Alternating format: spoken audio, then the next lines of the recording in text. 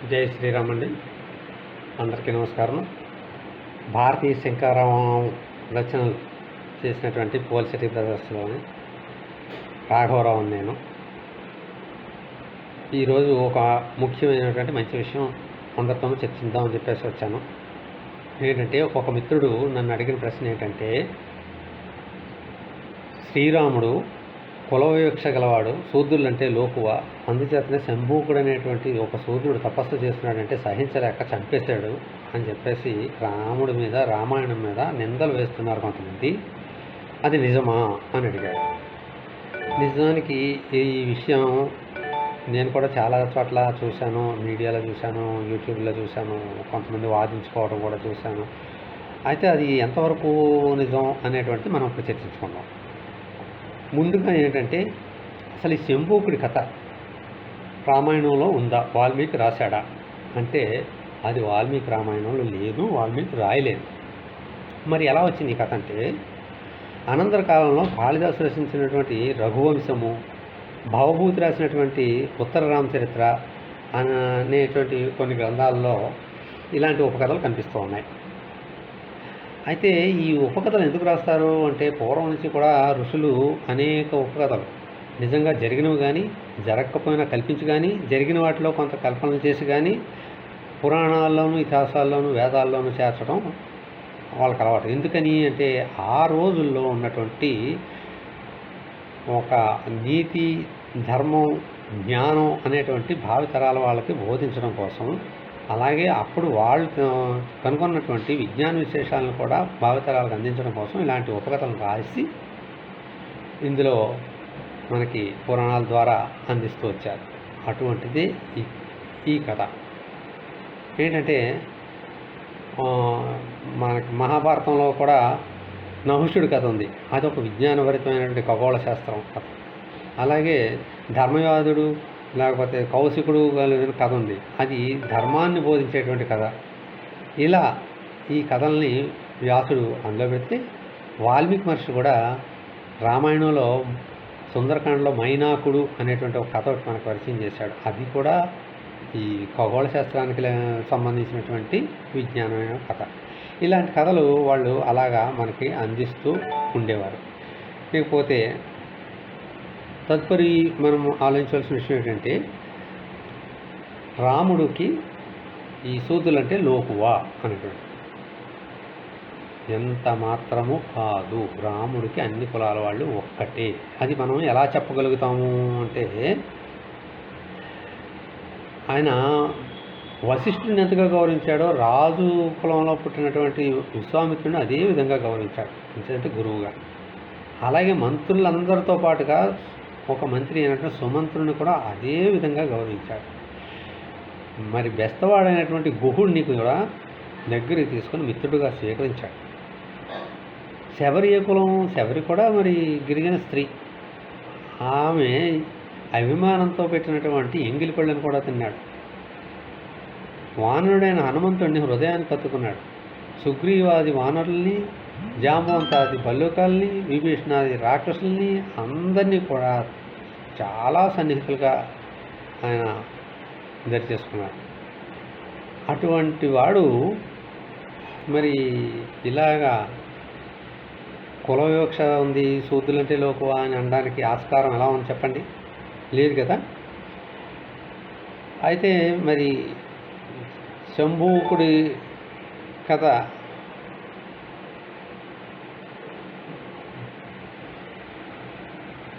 చెప్పుకోవాలంటే, దానికంటే ముందు మనం మరో కథ కూడా చెప్పుకుందాం. ఏంటంటే, అది కూడా ఇలా వాల్మీకి రామాయణంలో లేకపోయిన తర్వాత వచ్చింది. శ్రీరాముడికి పట్టాభిషేకం జరిగిన తర్వాత రాజ్యపాలన చేస్తూ ఉన్నప్పుడు ధర్మం కోసం ఒక ధర్మగంట కట్టించాట. ఒక రోజున ఒక కుక్క వచ్చి ఆ ధర్మగంట మోగించింది. ఇదేంటే కుక్క మోగించిందంటే, కుక్క మనిషి భాషలో మాట్లాడుతుందట. అయ్యా, నేను వీధి కుక్కనే కావచ్చు, కానీ అలా వీధిలో తిరుగుతూ ఉంటే ఒక భిక్షు వచ్చి అకారణంగా కర్రతో నా తల మీద కొట్టి రక్తం కారేలా చేశాడు, వాడిని శిక్షించండి అందట. సరే, ఏంటి ఎవరా భిక్షువు రమ్మంటే భిక్షువుని తీసుకొచ్చి ఏదో తప్పు చేసావా అంటే చేశాను అన్నాడు.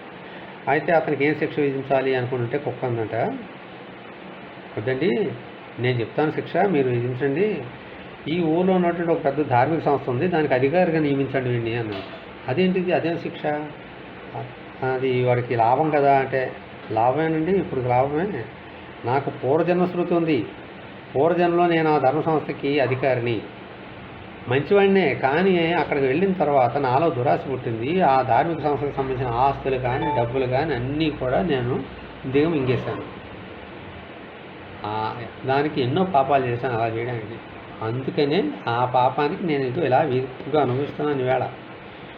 అంచేత వీడికి ఆ పదవి ఇవ్వండి, వచ్చే జన్మలో అసలు ఈ వీధికి ఒక బాధలు ఏంటో వాడు చూస్తాడు అని చెప్పిందట. ఇది ఎంతవరకు నిజం అన్న తర్వాత విషయం. కానీ ఈ ఉపకథ ఎందుకు రాశారంటే, భవిష్యత్తులో రాబోయేటువంటి మన తరాలకి వాళ్ళు చెప్పేటువంటి ఒక గుణపాఠం ఇది. దేవాలయాలకి ధార్మిక సంస్థలకి సంబంధించినటువంటి ఆస్తుల్ని దుర్మార్గంగా కాజేసిన వాళ్ళు వీధి కుక్కలుగా పుడతారు, కష్టాలు అనుభవిస్తారు అని చెప్పి వాళ్ళు హెచ్చరించడమే ఈ కథ యొక్క సారాంశం. అయినా కూడా ఈనాడు ఎంతోమంది దేవాదాయ శాఖ పేరుతో దేవాలయ సొమ్ములన్నీ దోచుకుంటున్నారు, దేవాలయ భూములన్నింటినీ అందరూ ఆక్రమించుకుంటున్నారు. మరి ఆ దేవాలయంలో వచ్చేటువంటి కానుకలన్నీ కూడా మాయమైపోతున్నాయి. ఎన్ని రకాలుగా అయినా సరే దేవాలయాల్ని, ధార్మిక సంస్థల్ని, ధర్మసత్రాలని అన్నిటినీ కూడా దోచుకుంటున్నారు. ఎవ్వరికి పాపభీతి లేదు. ఇలాంటి పాపాలు చెయ్యొద్దని చెప్పడానికి వాళ్ళ కథ రాశారు. అదేవిధంగా ఈ శంభూకుడి కథ కూడా వాళ్ళు మనకి అందించారు. ఈ శంభూకుడి కథలోకి వెళ్దాం.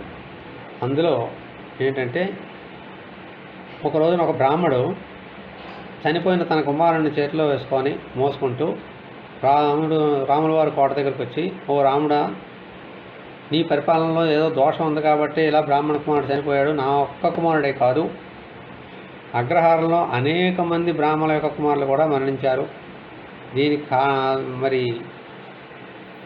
బాధ్యత వహించవలసింది నువ్వే అని చెప్పి వెళ్ళిపోయాట. ఇదేంటి ఇలాంటి సమస్య వచ్చిందని చెప్పేసి శ్రీరాముడు గూఢచారులను పంపించాడు. వాళ్ళు వెళ్ళి అంతా పరిశీలన చేసి వచ్చారు. వచ్చి ఏం చెప్పారంటే, ఆ అగ్రహారానికి దగ్గరలో ఒక సరస్సు ఉంది, ఆ సరస్సులో ఒక శూద్రుడు, అతని పేరే శంభూకుడు అనేటువంటి ఆ శూద్రుడు తల కిందలుగా తపస్సు చేస్తున్నాడు. ఆ తపస్సు చేస్తుంటే ఆ వేడికి పొగలు మంటలు వస్తున్నాయి. అతను శూద్రుడై ఉండి తపస్సు చేస్తున్నందువల్ల ఈ బ్రాహ్మణ కుమారులు చనిపోయారంటున్నారు అని చెప్పాట. చెప్తే ఇక్కడ మనం ఆలోచించవలసింది ఏంటంటే, ఏమంటే శూద్రుడు తపస్సు చేస్తే బ్రాహ్మణులు చచ్చిపోతారా? మరి వాల్మీకి తపస్సు చేశాడు, బ్రాహ్మణులు చనిపోయారా? ఒక ఆశ్రమం పెట్టుకుని శబరం తపస్సు చేసింది, బ్రాహ్మణులు చనిపోయారా? మరి ఐతరేయుడు అనేటువంటి వేద ఋషి తపస్సులు చేశాడు, బ్రాహ్మణులు చనిపోయారా? మీరు వేద పురాణ ఇతిహాసాల్లో ఎక్కడ వచ్చినా కూడా అటువంటి విచిత్రం కనిపించదు. శూద్రుడు తపస్సు చేయకూడదని ఏ శాస్త్రము చెప్పలేదు, ఏ కులం వాళ్ళైనా కూడా చేసుకోవచ్చు.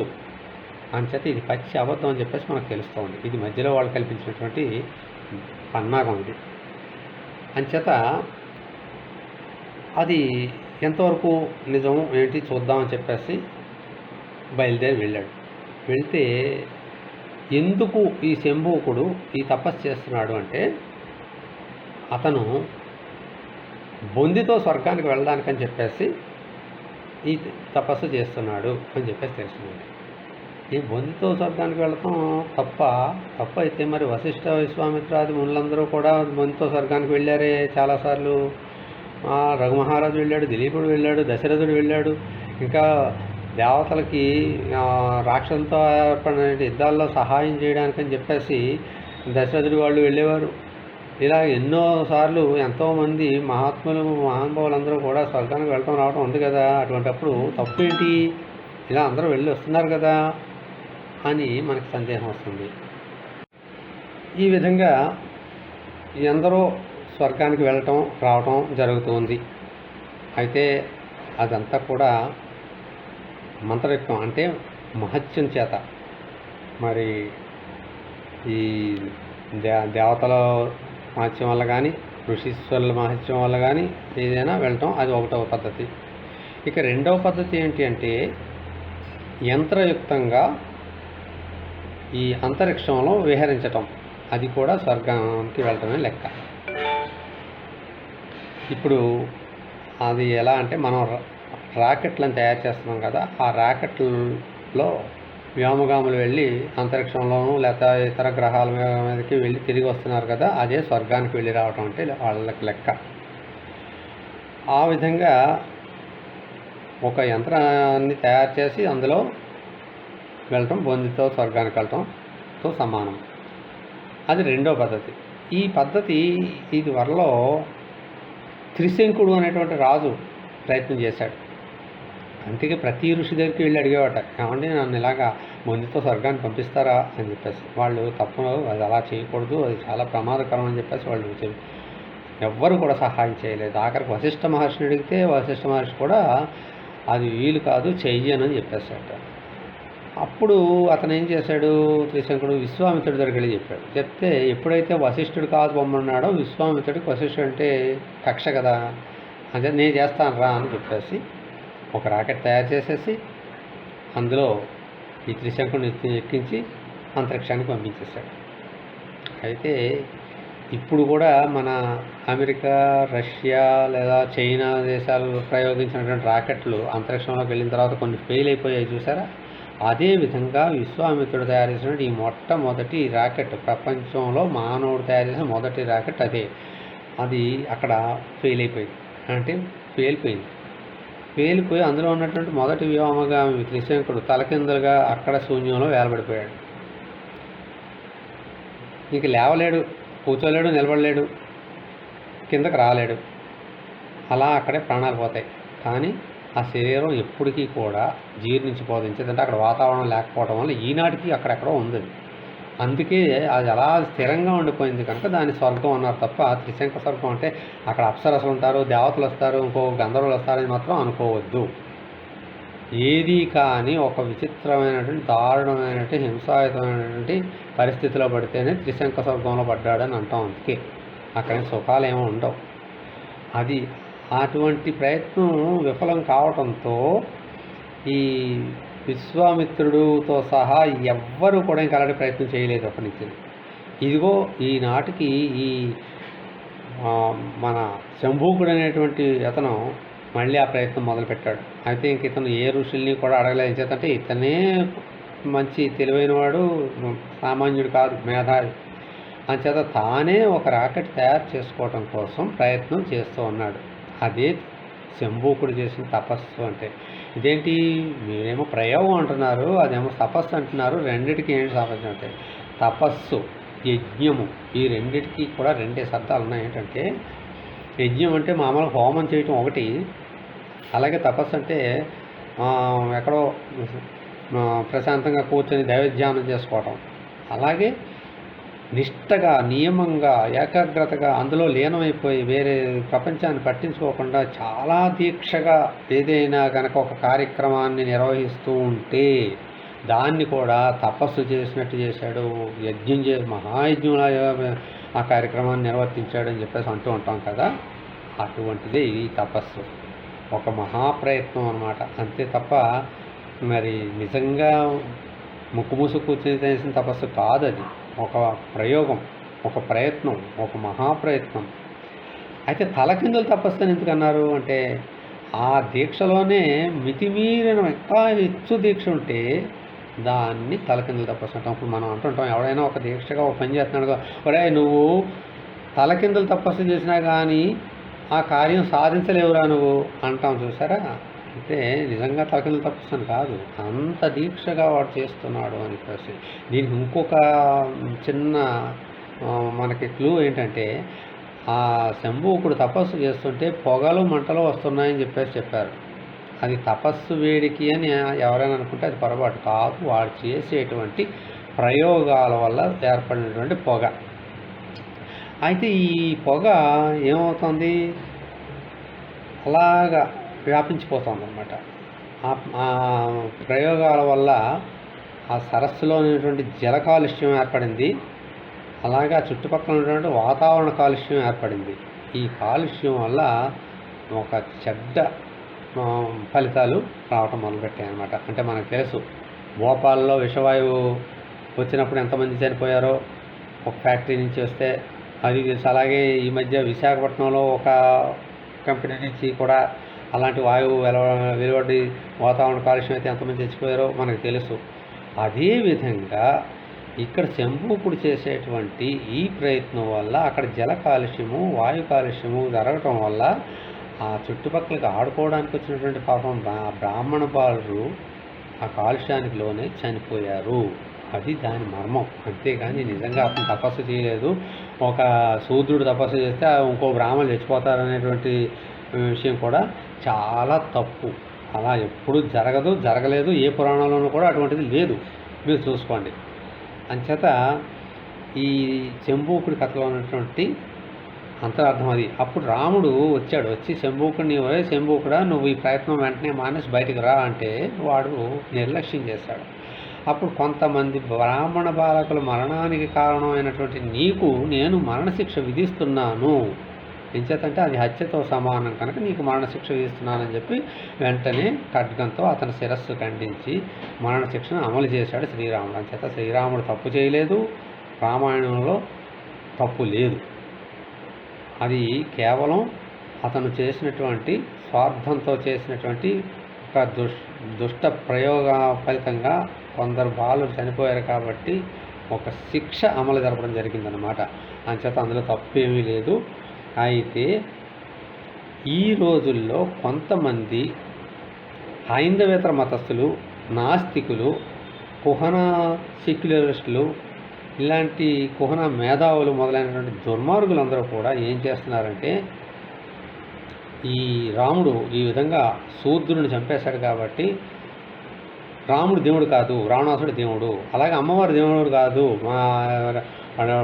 మహిషాసురుడే దేవుడు, ఇలాంటి దుష్ట ప్రబోధాలు చేస్తూ బయలుదేరారు ఇప్పుడు వీళ్ళు. కానీ అందులో ఎంత అసత్యం ఉందో మీరే గమనించుకోవచ్చు. ఎందుకంటే ఇక్కడ రాముడి విషయంలో అయితే శూద్రుడు, ఎవరు శంభూకుడు అంటే శూద్రుడు అన్నారు. ఎవరు శూద్రుడు? శూద్రులు అంటే ఎవరు? కాపు, కమ్మ, రెడ్డి, వెలమ, మరి చెట్టుబెలిజ, కమ్మరి, కొమ్మరి, మంగలి, చాకలి అందరూ శూద్రులే. ఇప్పుడు దళితులు అనబడుతున్న వాళ్ళు కూడా అందులో వాళ్ళే. మొత్తం అందరూ శూద్రులే. అయితే శంభూకుడు ఏ కులానికి చెందినవాడు అది ఎవరికి తెలియదు కదా. అలాంటప్పుడు శూద్రులు అని విడదీసినప్పుడు మొత్తం శూద్రులందరికీ కూడా వీళ్ళు ఈ దుష్ట ప్రబోధాలు చేయాలి. కానీ వాళ్ళు చేయరు. ఎందుకంటే కేవలం తేలికగా వాళ్ళ వల్ల పడేవాళ్ళు ఎవరంటే దళితులు. వాళ్ళని మోసం చేసి తమ పక్షంలో చేర్చుకొని మత మార్పిడి చేసి లేదంటే హిందూ మతాన్ని ద్వేషింపజేసి విప్లవాలు రేవదీయటమే వాళ్ళ యొక్క దుష్ట పన్నాకం. ఎందుకు? వాళ్ళకి హైందవం అంటే కిట్టదు. ఈ హైందవ ధర్మాన్ని నాశనం చెయ్యాలంటే హైందవుల మధ్యనే కలహాలు కల్పించాలి.